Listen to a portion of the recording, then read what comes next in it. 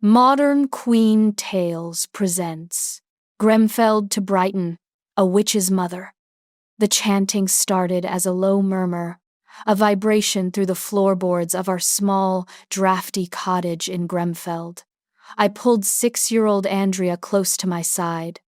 We sat on the braided rug in the center of the living room, surrounded by the meager belongings we'd managed to accumulate since arriving in this desolate town 3 years ago. The chanting grew louder, transforming into distinct, harsh syllables. "Witch! Witch! Bring out the witch!" The voices belonged to our neighbors, people I'd traded eggs with, whose children Andrea occasionally played with near the town well. The mob had formed quickly. I crept toward the window and peeked through a crack in the shutters. Torchlight flickered against the peeling paint of our exterior walls. Claude Schultz, the town mayor, stood at the front of the crowd, his face twisted into a snarl, a heavy wooden club resting on his shoulder. "Delilah Sharon!" Claude's voice boomed above the noise.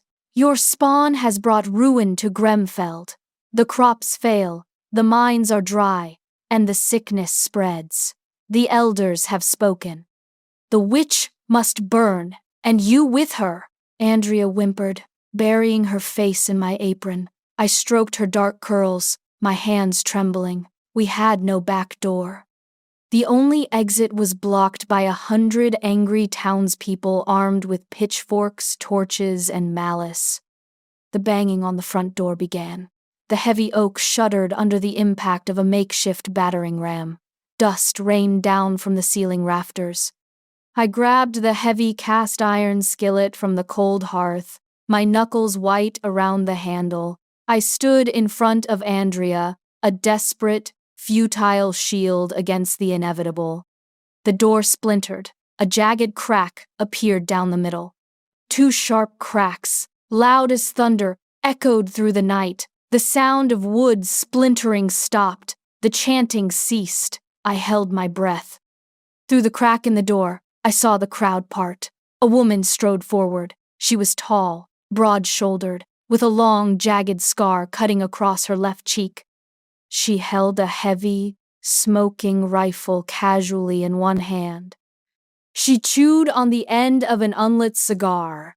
Behind her walked a man. He wore a long, deep blue coat, tailored with silver thread. His hair was silver, his eyes a piercing amber. He moved with a relaxed grace, a stark contrast to the rigid tension of the mob. "Good evening, citizens of Gremfeld," the man said. His voice was smooth, cultured, carrying effortlessly over the stunned silence. "I am Arkan Rohm. This is my associate, Broomhilda." He gestured slightly toward the scarred woman. We couldn't help but notice a disturbance. "This is none of your business, stranger," Claude spat, recovering his bravado. "We have a witch to deal with. Step aside." Arkan sighed, adjusting the cuffs of his coat. "A witch? A 6-year-old child? Surely, Mayor Schultz, you understand the economic realities of Gremfeld's decline. The depleted silver veins, the poor soil management, these are matters of industry and agriculture, not sorcery." "Words!" a man in the crowd yelled. He lunged forward, raising a rusty scythe toward Arkan. Broomhilda didn't even blink. She shifted her stance, brought the rifle up, and fired. The man shrieked, clutching his thigh. Blood bloomed rapidly against his trousers. He collapsed, writhing in the dirt. The silence that followed was absolute.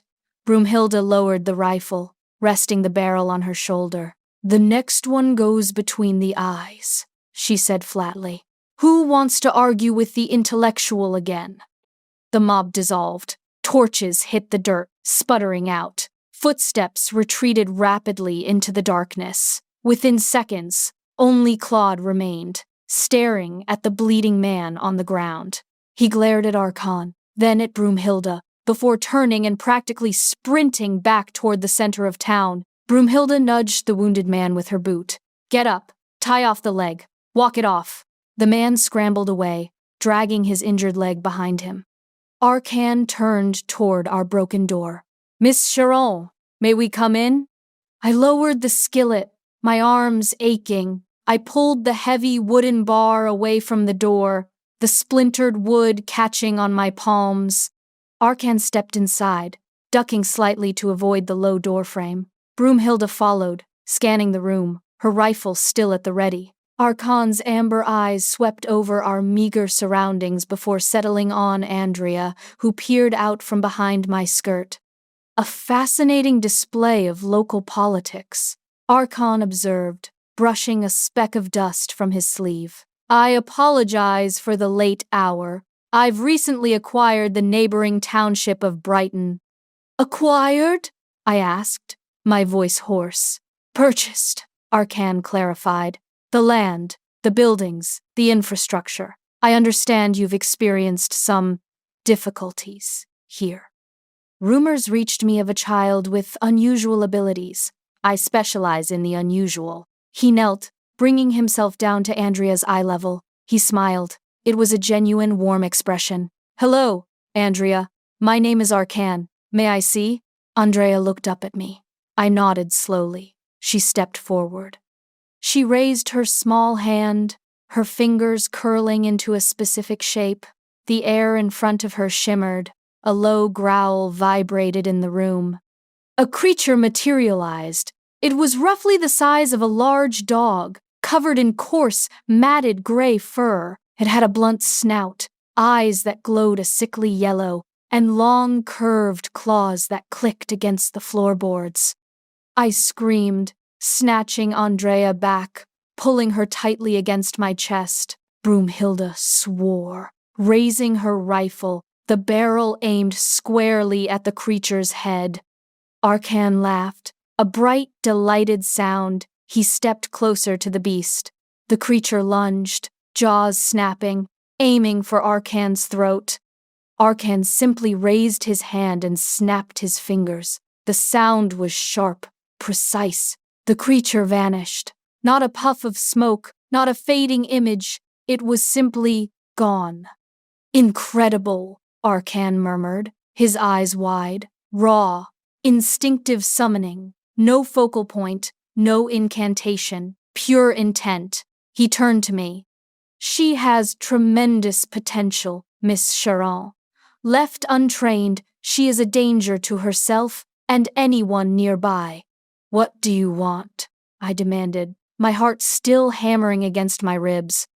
I offer you both sanctuary, Arkan said simply. Residency in my castle in Brighton. I will provide proper training for Andrea. She needs a master to guide her, to teach her control. You will have a safe home, far from the Mayor Schultz of the world. The offer hung in the air. I looked at the broken door, the dirt floor, the fear still lingering in my daughter's eyes. Then I looked at Arkan, offering a lifeline. We accept, I said, but on one condition. I will not be a burden. I need to protect her too. I turned to Broomhilda. Can you teach me to use that? I pointed at the rifle. Broomhilda shifted the unlit cigar to the other side of her mouth. She looked me up and down. You'll get bruises, she warned. Your ears will ring, and you have to clean your own weapon. I can handle it, I said. Good, Broomhilda grunted. We leave at first light. The journey to Brighton took 3 days by horse-drawn carriage. The landscape changed dramatically once we crossed the town border. Gremfeld was a dusty, barren bowl. Brighton was lush, green, and thriving. Neat houses lined cobblestone streets. People waved as our carriage passed. Arkan's castle sat on a hill overlooking the town. It was a massive structure of dark stone, with tall spires and wide windows. Welcome home, Arkan said as the carriage rolled into the courtyard. The next few years settled into a rigorous, demanding routine. Life in the castle was entirely focused on discipline and practice. Mornings belonged to Broomhilda. My days started before sunrise on the firing range set up behind the castle walls. Broomhilda handed me a heavy bolt-action rifle on my first day. The recoil slammed into my shoulder, knocking me backward. The sound deafened me. Stance is wrong, Broomhilda stated, handing me another cartridge. Feet shoulder-width apart. Lean into it. Keep both eyes open. I shot until my shoulder turned purple and yellow. I learned to strip the weapon, clean the barrel, oil the mechanism, and reassemble it blindfolded. I moved from stationary targets to moving ones, learning to compensate for wind and distance. Broomhilda was a harsh instructor, offering corrections instead of praise, but under her guidance, the heavy rifle became an extension of my arm. I learned to carry a sidearm, a heavy revolver, practicing drawing and firing until the motion was fluid. Afternoons belonged to Arkan and Andrea. I often sat in the castle library, observing their lessons. Arkan sat opposite Andrea, a heavy leather-bound book open between them. "Focus, Andrea," Arkan instructed, his voice calm. "The energy must have a shape, a container. If you simply release it, the result is chaotic." Andrea concentrated, her brow furrowed. She brought her hands together. A small, glowing orb of light appeared between her palms. It flickered, pulsed, and then stabilized. "Excellent," Arkan praised. "Now, manipulate the color." The orb shifted from white to blue, then to a deep red.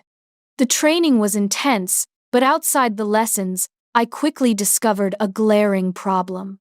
Arkan, the powerful sorcerer, the owner of a town, was incapable of basic domestic survival. His study was a disaster zone. Books formed precarious towers on every flat surface. Empty teacups lined the windowsill, growing mold. He frequently forgot to eat, unless meals were placed directly in front of him. His impressive blue coat often bore evidence of spilled ink or careless eating. "I took charge. Arkan," I said one evening, standing in the doorway of his study, a basket of clean laundry balanced on my hip. He looked up from a massive tome, blinking as if trying to remember who I was. "Yes, Delilah." "The teacups," I pointed. "They need to go to the kitchen, and you have an ink stain on your cuff." He looked at the cuff, then at the teacups. "Ah, I suppose they do. I was occupied with the translation of—" "I don't care about the translation," I interrupted. "I care about the mold. Gather the cups." He sighed, marking his place in the book, and began carefully balancing the delicate porcelain cups. I established a schedule. I organized the library, cataloging the books and clearing the workspaces. I ensured meals were served at regular intervals and insisted Arkan join us at the dining table. The constant proximity fostered a shift in our dynamic. I spent my mornings learning violence from Broomhilda and my afternoons enforcing order on Arkan's chaos. We spent evenings by the fire in the main hall. Andrea often read or practiced small illusions. Broomhilda usually cleaned her weapons or played a complex game of solitaire. Arkan and I talked. We discussed the town. The people of Brighton were grateful to Arkan. His purchase of the land had brought resources, trade, and stability. The town square buzzed with activity. We visited often, buying fresh bread and produce. The townspeople greeted us warmly, offering Andrea sweets and asking Arkan for advice on minor dispute. One evening, Arkan stood near the hearth, watching Andrea weave a ribbon of blue light between her fingers. "She's progressing faster than I anticipated," he said, his voice low. "She works hard," I replied, folding a blanket. Arkan turned to me. "You both work hard. You've brought structure to this place, Delilah. To me." He stepped closer. The firelight caught the silver threads in his coat. He reached out, his fingers lightly brushing a strand of hair back from my face. His touch was warm. "I appreciate you," he murmured. I looked up into his amber eyes. "Being here, Arkan, is the best thing that could have happened to us, to me." He leaned in, his lips brushing against mine. The kiss was gentle, tentative at first, then firmer. I responded, leaning into his warmth. The heavy responsibility I carried seemed to lighten, just for a moment. We became a family, A strange, powerful, unconventional family. Arkan, the brilliant, slightly oblivious sorcerer. Broomhilda, the scarred, silent protector. Me, the organizer and marksman. And Andrea, the focal point, growing stronger and more controlled every day. The peace lasted for 3 years. Andrea was 9. She could summon complex, helpful entities, creatures of light that illuminated dark corridors, or small, winged beings that carried messages. My aim was true. My reloading times flawless. Arkan's study remained relatively clean. The attack came on a Tuesday. Broomhilda burst into the library during Andrea's lesson. She simply racked the bolt on her rifle. Arkan stood up, his relaxed demeanor instantly vanishing. "What is it?" "Dust cloud on the southern road," Broomhilda stated. "Large group, armed, moving fast." I grabbed my rifle from the corner and checked the chamber. "Gremfeld?" "Looks like it," Broomhilda confirmed. "They've brought wagons. They're coming to stay, or to burn." "Jealousy," Arkan said bitterly. "Brighton thrives while Gremfeld rots. They want what we have built." "We need to protect the town," I said, moving toward the door. Arkan nodded. "Broomhilda, Delilah, head to the town square. Organize an evacuation. Get everyone up the hill and inside the castle walls. I will follow." I sprinted down the cobblestone road, my boots pounding against the stones. Broomhilda kept pace effortlessly. The town square was already in a panic. The dust cloud was clearly visible now, a thick, brown smear against the clear sky. "Everyone!" I shouted, firing a single round into the air. The crack silenced the rising panic. "Gather your families! Move to the castle! Now!" Broomhilda directed the flow of people, her sheer physical presence enforcing order. We herded the bakers, the blacksmith, the children, and the elderly up the steep path to the castle gates. I stood by the heavy iron portcullis, waving the last of the stragglers inside. Arkan arrived, standing beside me, his hands glowing with a faint, pulsing blue energy. The Gremfeld mob appeared at the edge of the town. There were hundreds of them. They carried torches, pitchforks, heavy axes, and crude firearms. Claude Schultz led them, riding a sway-backed horse. "Burn it all!" Claude roared. "Take their food! Take their gold!" The mob surged forward, attacking the first row of houses, smashing windows and setting fire to thatched roofs. "No," Arkan said quietly. He raised both hands. The blue energy flared violently.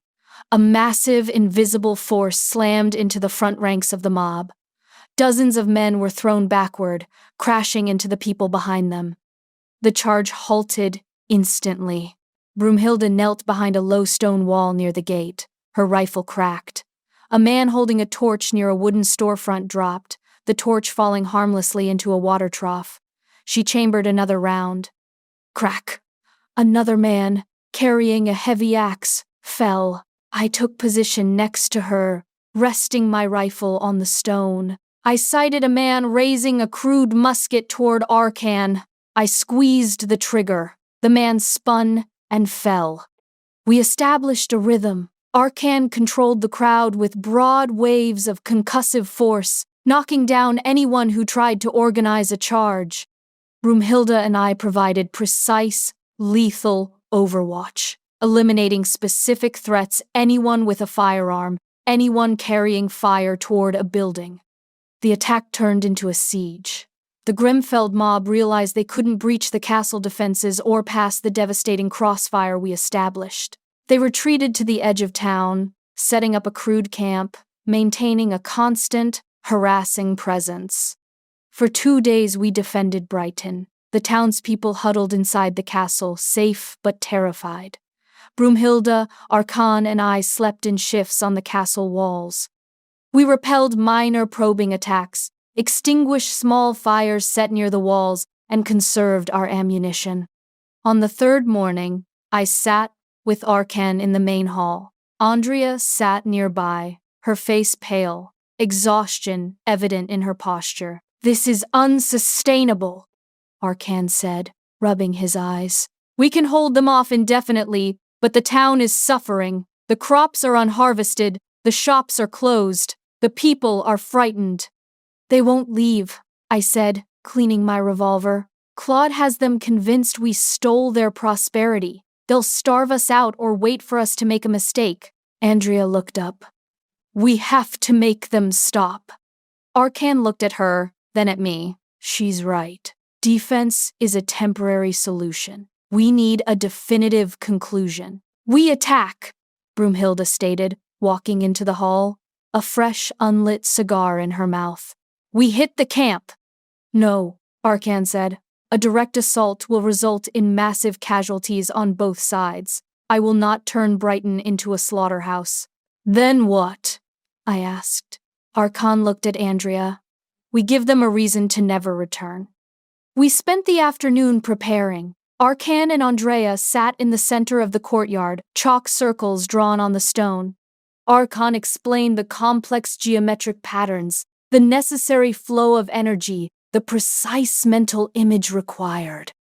At dusk, we moved to the highest point of the castle wall, overlooking the Gremfeld camp.